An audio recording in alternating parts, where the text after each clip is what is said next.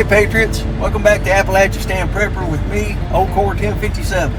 Today we're going to get you out of the holler, get you out of the woods, get you off the creek bank. We're going to take you down to the big city, Allen, Kentucky. Look it up on your map. It's right on Route 23 between Prestonsburg and Pikeville, Kentucky. We got our friends over there that run Aftershock Preparedness. Terry is a food scientist of some kind. We're going to introduce you to her. She got all kinds of freeze-dried prepper food. She's well known in the industry. They got a real nice store, family run and operated. So we're going to take you to the scenic road over there, and come along for the ride with us and let us introduce you to her friends.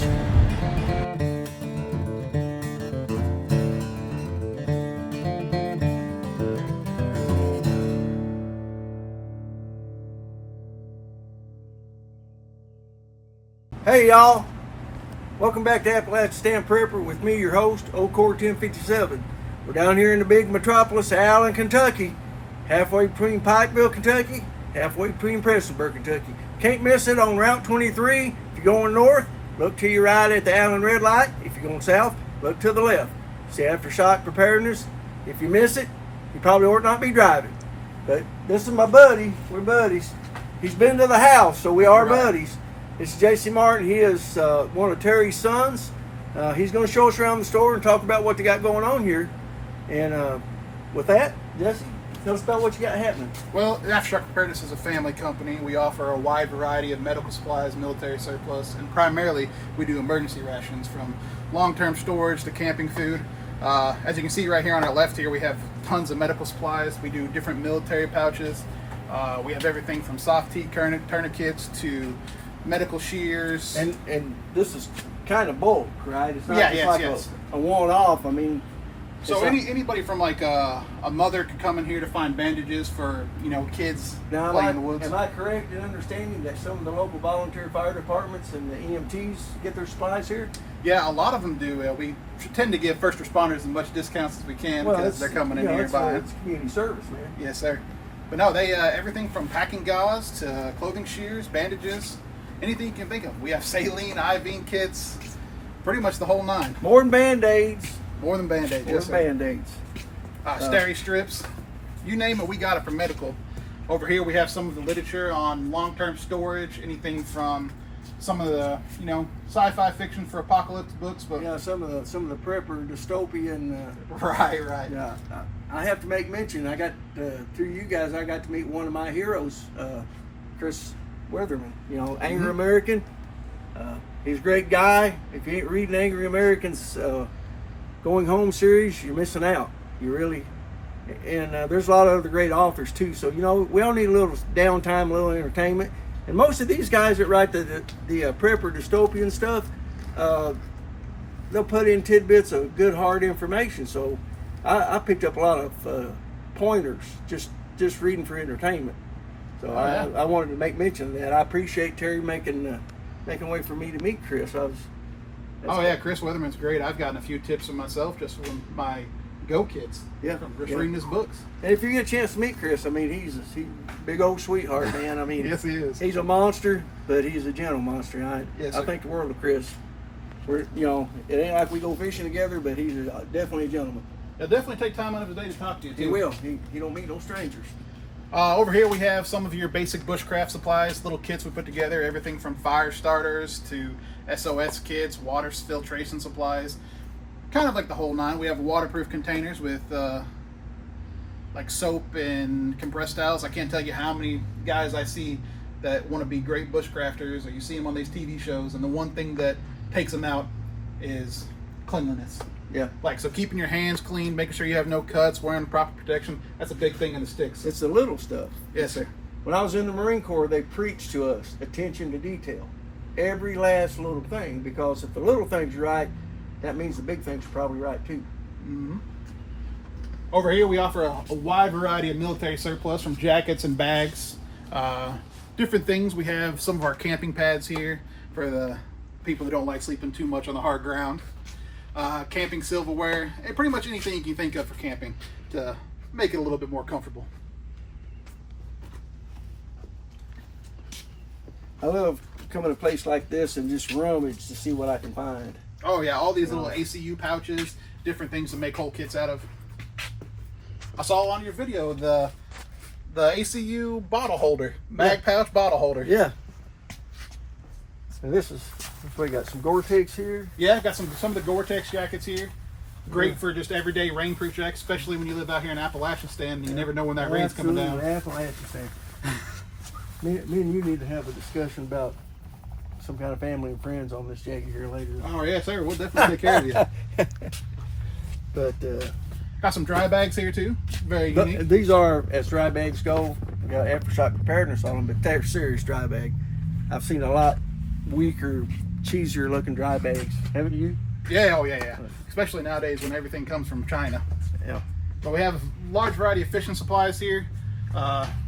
We offer some unique things, kind of like chicken coops every now and then. Up here we have one of the light fighter tents. That's a chicken coop? Yes, sir. Well, I thought that was a dollhouse, man. I imagine you could probably use it for a doghouse.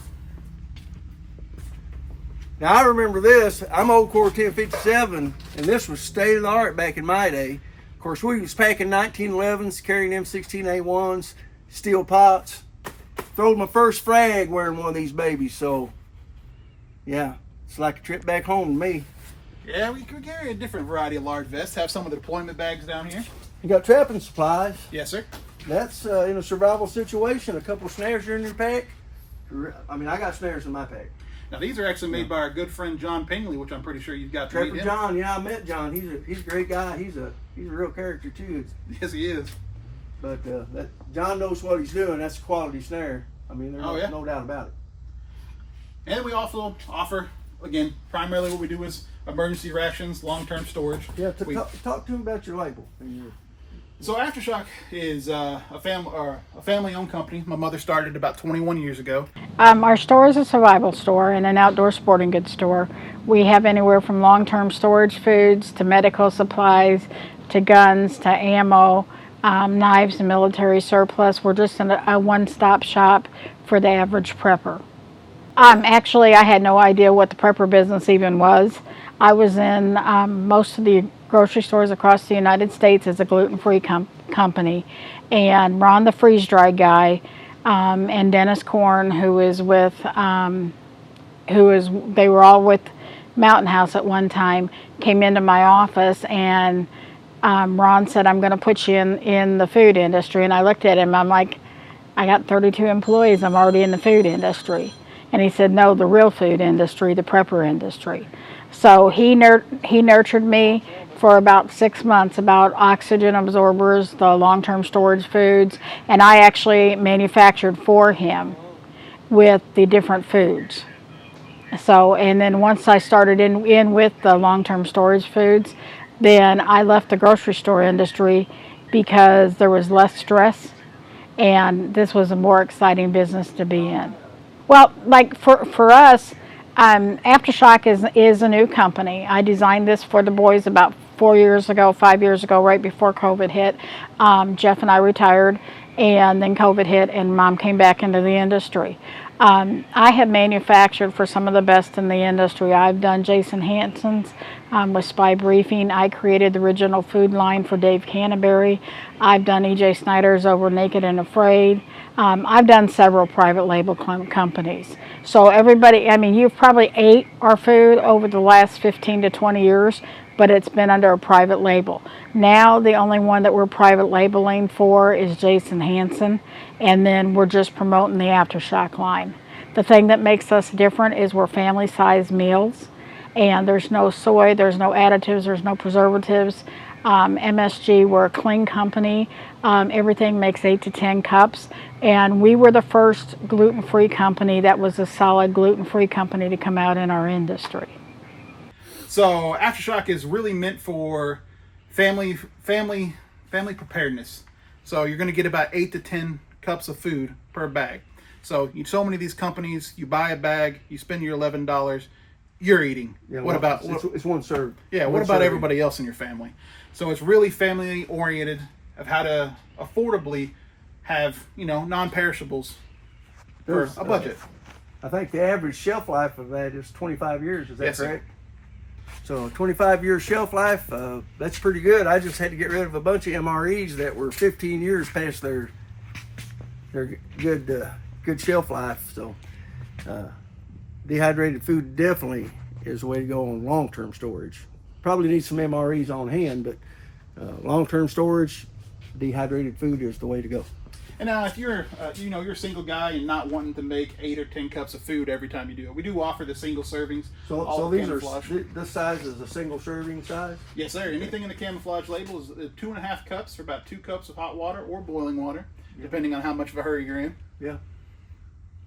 As long as you get it wet, you can choke it down. Yes, sir. But hotter is better. Hotter is better, yes, especially with the beans.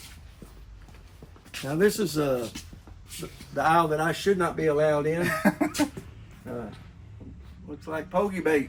Yeah, we offer a large variety of like Amish canned goods, candy, different things, satisfy the sweet tooth. I understand. Don't tell my doctor. We'll talk about some of that later too. I always love just stopping by and saying hi and just looking around, see what y'all got new that I ain't seen, because I never come here that I don't see something I'm like, I didn't know they made that. It's just it's an interesting place to come. Heck, a lot of the times I don't know what's in here. We do offer a large variety of wild game meats. We have farm fresh eggs in here that we're glad to start having those in. It is that time of year. So everything from pheasant, elk, water buffalo. Heck, we even offer kangaroo. Kangaroo? Yeah, kangaroo. Man. I probably have to put a little mustard on that, some hot sauce, but I say there's some more bulk down that aisle and stuff. And yes, sir.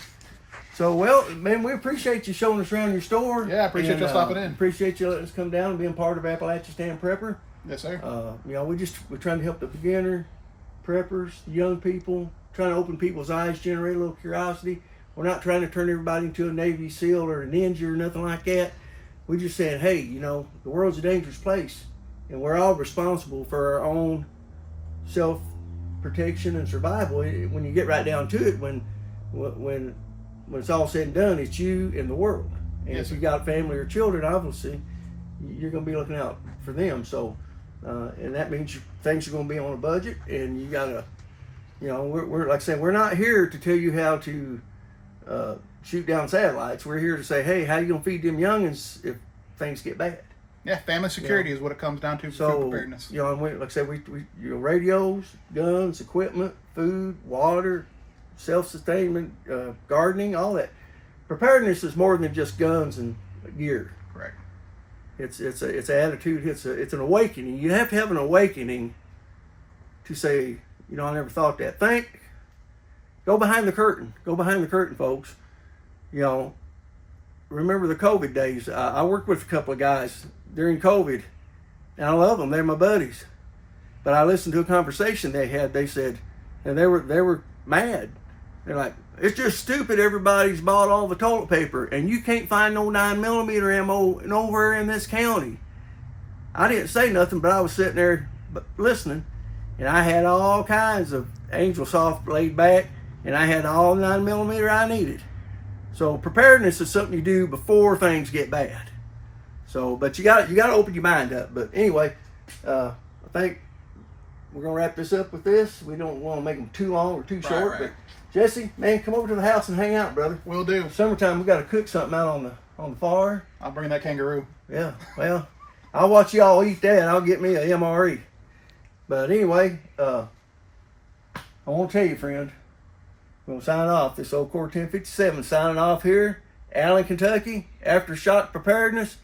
They're good people. They're good patriots. Jesse's my buddy. And the family's my friends. And we recommend you. We're going to put their website up. We're going to put their logo up. Let y'all get in touch with them on the internet. Any means you want to. But I want you to remember something now, Jesse. The maximum effective range of an excuse. Do you know? You know what the maximum effective range of an excuse is? 0. 0 meters. That's right, friends. So, brother, Semper Fi, keep the faith, and always demand liberty. Push that like and subscribe button. Visit my friends online, or better yet, in person. Take a vacation. Come down and see the Appalachistan. It's a beautiful place to live. We got great people, great patriots living here. Stop seeing my friends here at Aftershock Preparedness. 04 1057, signing out.